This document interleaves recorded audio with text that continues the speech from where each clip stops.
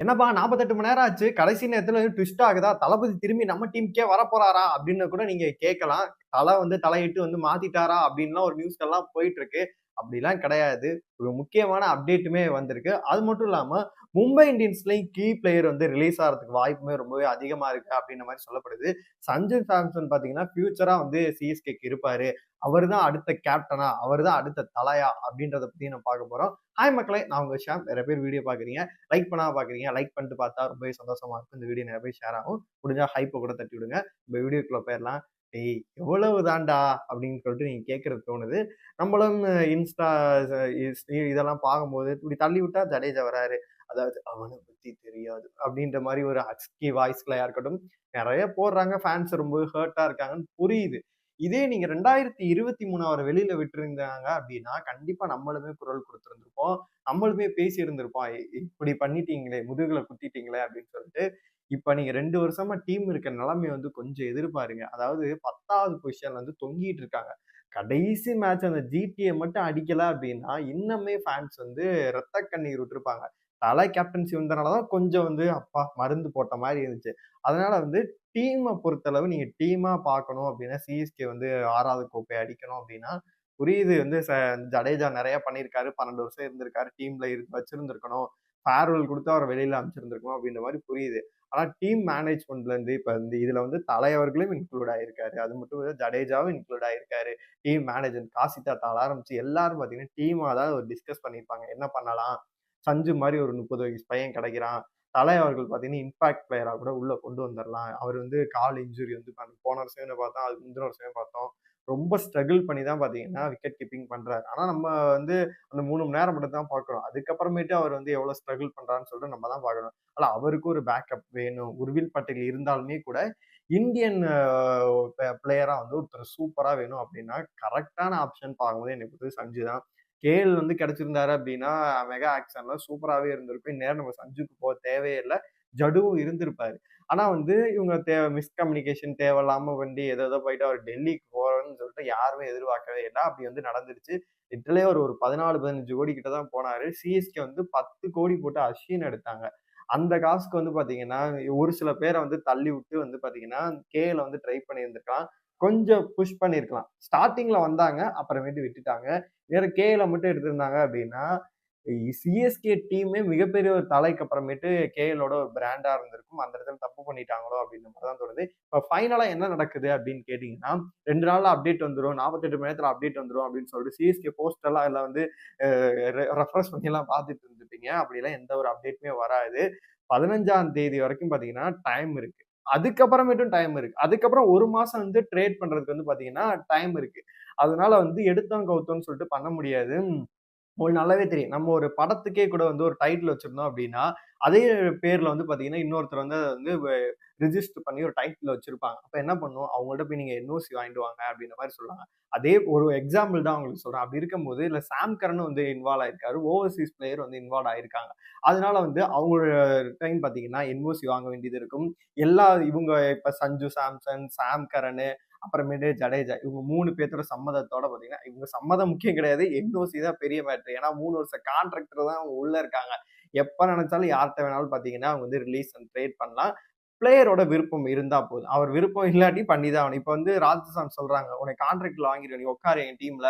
ஆடி குடுத்துட்டு போ" அப்படின்னா, அவங்க ஆடி தான் ஆகணும். வேற வழி கிடையாது. 3 வருஷ கான்ட்ராக்ட்ல தான் இருக்கான். அப்படின்றனால இந்த என்ஓசி மேட்டர் இதெல்லாம் போயிட்டு இருக்கனால கொஞ்சம் டிலே ஆகுது. அதனால இதெல்லாம் நடுவுல தல கன்ஃப்யூஸ் பண்ணிட்டாரு. ஜடேஜா திரும்பி பேக் எண்ட் வந்துட்டாரு அப்படின்ற விஷயம்லாம் கிடையாது. எந்த ஒரு நியூஸ்லயுமே சரி, எந்த ஒரு அபிஷியலாவே வராட்டி கூட பார்த்தீங்கன்னா, டாப் சீக்ரெட்டா இருந்தாலுமே கூட இது கன்ஃபார்ம் தான். கன்ஃபார்மா பார்த்தீங்கன்னா, நெறைய வெப்சைட்ல கிரிக் பஸ்ல பார்த்தீங்கன்னா, நம்ம நெறைய இது ட்ரூவா சொல்லுவாங்கல்ல. அவங்க எல்லாத்தையும் ஃபாலோ பண்ணும்போது எல்லாருமே சொல்ற விஷயம் என்னன்னா, ஆல்மோஸ்ட் முடிஞ்சிருச்சு. இந்த என்ஓசி விஷயத்துக்காக தான் வெயிட் பண்ணிட்டு இருக்காங்க அப்படின்ற விஷயங்கள் தான் நம்மளுக்குமே வந்திருக்கு. அடுத்ததா என்னப்பா, சஞ்சு தானே இப்ப அடுத்த தல கொண்டாட வேண்டியதானப்பா. சேட்டன் வந்துட்டாருப்பா. சேட்டை செய்ய போறாரு. இனிமேல் டீமுக்கு ஒரு அசட்டா இருக்க போறாரு. கண்டிப்பா பார்த்தீங்கன்னா, மிகப்பெரிய ஒரு தாக்கத்தை ஏற்படுத்துவாரு அப்படின்னு சொல்லிட்டு எல்லாம் எதிர்பார்க்கலாம். கண்டிப்பா தாக்கத்தை ஏற்படுத்துவாரு. புஸ்ஸுன்னு போமாட்டாரு. அது ஒரு நம்பிக்கை இருக்கு. 14 மேட்சுமே அவர் விளையாடுவாரு. இன்ஜுரி ஆகாம இருந்துச்சுன்னா, நல்லா விளையாண்டாரு அப்படின்னா, கண்டிப்பாவே கொண்டாட ஆரம்பிச்சுருவாங்க. இருந்தாலும் அந்த வடு உள்ளே ஜடேஜா அப்ப இல்ல போயிட்டாரப்பா அப்படின்றது இருக்கும். போக போக மறந்து எனக்கு என்ன ஆச்சுன்னா ஆர்ஆருக்கும் சிஎஸ்கேக்கும் அந்த மேட்ச் நடக்கிறப்ப ஜடேஜா அவர்கள் வந்து சாம்சங்க்கு பால் போடும்போது இவர் வந்து எல்லோ ஜெர்சி அவர் வந்து ரோஸ் ஜெர்சி பால் போடும்போது அது எப்படி இருக்கும் அந்த காட்சிக்காக தான் நான் வந்து வெயிட் பண்ணிக்கிட்டு இருக்கேன். அதனால வந்து ஃபியூச்சரா வந்து ஒரு பார்க்கப்படுறாரு. தலை அவர்களுக்கு வந்து 26 கடைசி ஐபிஎல்லா இருக்குமா அப்படின்னு கேட்டீங்கன்னா, மேபி சான்சஸ் என்பது அதிகமாவே இருக்குது. ஏன்னா வந்து அவரை பொறுத்தளவு ஃபேன்ஸுக்காக தான் இருந்தது. காசுக்காக கிடையாது. ஒரு 4 கோடி வாங்கிட்டு ரிட்டர்ன் எங்களை இது பண்ணிக்கோங்க. நான் டீம்ல இருக்கேன். காசுக்காக கிடையவே கிடையாது. ஃபேன்ஸ்க்காண்டி வந்து டெஃபினெட்லி நாட் எதுக்கு சொல்றாரு அப்படின்னா, சரி இவ்வளவு நம்ம இது பண்றாங்க. வருஷத்துல ஒரு 2.5 மாசம் தானே. சரி இவங்களுக்காக விளையாடுவோம். ஒரு 10 பால் தான் இது பண்றோம். அதுக்கப்புறம் 20 ஓவர் வந்து விக்கெட் கீப்பிங் பண்றோம். இவங்களுக்காக பண்ணலாம். ஃபேன்ஸ்க்காக அவர் பண்ணிட்டு இருக்காரு. அதனால வந்து ஃபியூச்சரா பார்க்கும்போது தலை அவர்களோட கடைசி ஐபிஎல்லா இருக்கிறதுக்கான வாய்ப்பு ரொம்பவே அதிகமா இருக்கு. ஃபியூச்சரா வந்து இந்தியாங்கிற வந்து சிஎஸ்கே டீம் வழி நடத்துறதுக்கான எல்லா பொட்டன்ஷியலும் பாத்தீங்கன்னா சஞ்சு சாம்சனுக்கு இருக்கு. இன்னும் 2 அடிஷனுக்கு மேல பாத்தீங்கன்னா அவர் வந்து ரீடைன் பண்ணி வச்சுக்கலாம். சூப்பராவே டீம்ல இருப்பாரு. விக்கெட் கீப்பிங்க்கும் டிக்கு, கேப்டனுக்கும் டிக்கு, ஓப்பனிங் டாப் ஆர்டர்லயும் டிக்கு அப்படின்ற மாதிரி எல்லா பாக்ஸையும் வந்து டிக் பண்றனால சஞ்சு தான் என்னை பொறுத்த வரைக்கும் சிஎஸ்கேவோட ஃபியூச்சரா பார்க்கப்படுவாரு. நீங்க ஒரு ஒரு போட்டோ ஒண்ணு பார்த்தேன். முன்னாடி சிஎஸ்கேல அந்த எந்த வீரர்களும் இப்ப இல்ல. ஒன்லி பாத்தீங்கன்னா நம்ம தலை அவர்கள் மட்டும்தான் இருக்காரு. அவர் போன பிறகு ஃபுல்லா டீம் ஃப்ரெஷ்ஷா தான் இருக்கும். சஞ்சுவோட இதுல தான் போக ஆரம்பிக்கும். நீங்க பேட்டிங் ஆர்டரும் நான் முன்னாடியே சொல்லியிருந்தேன். சூப்பராவே இருக்கு. அதே மாரி பாத்தீங்கன்னா, இது ஆர்ஆருக்கு மிகப்பெரிய ஒரு பொன்னான வாய்ப்பா இருக்கு. 8 பேட்டிங் லைனப் இருக்கு ஆர்ஆர். நீங்க வந்து நான் சிஎஸ்கேக்கு ஆல்ரெடி சொல்லிட்டேன். ஆர்ஆர் பாருங்க. வைபவ் சூரியவன்சி, எஸ்எஸ்சி ஜெய்ஸ்வால், நிதிஷ் ராணா, துருவ் ஜூரல், அதுக்கப்புறமேட்டு ஜடேஜா, ஹிட்மயர் இந்த மாதிரி பாத்தீங்கன்னா 8 பேட்டிங் ஆர்டர் இருக்கு. அவ்வளோ சூப்பரா இருக்கு. வேற யாராச்சும் இன்னும் ஒரு 2, 3 பேரை தூக்கி உள்ள போட்டாங்க அப்படின்னா கண்டிப்பா வந்து டீம் வந்து செட்டில்ட் ஆயிரும். எந்த ஒரு பிரச்சனையுமே இருக்காது. என்னைய பொறுத்த வரைக்கும் இந்த ட்ரேட் வந்து சாத்தியம் முடிஞ்சு போச்சு. அடுத்தடுத்தது அப்டேட் வந்தா உங்கள்ட்ட வந்து சேர்த்துறேன். அப்புறமேட்டு மும்பை இந்தியன்ஸ்ல பாத்தீங்கன்னா கீ பிளேயர்களை யாரையாச்சும் வந்து வெளியில அனுப்புறதுக்கான வாய்ப்பு இருக்கா அப்படின்ற ஒரு ரூமர்ஸ் போயிட்டு இருக்கு. சில பேர் வந்து ரொம்ப இதா வந்து நமன்தீர் இது இவங்களெல்லாம் கூட போட்டுட்டு இருக்காங்க. நமன்தீர் அதுக்கப்புறமேட்டு ஒரு சிலர் திலக்லாம் போட்டாங்க. அதெல்லாம் வாய்ப்பு சுத்தமா கிடையவே கிடையாது. முஸ்தபியூர் ரஹ்மான் வந்து பாத்தீங்கன்னா அவரை வந்து ரீப்ளேஸ்மெண்டா எடுத்துட்டு வந்தாங்க. அல்லா ஹசன் ஆஃபரை ரீப்ளேஸ்மெண்டா எடுத்துட்டு வந்தாங்க.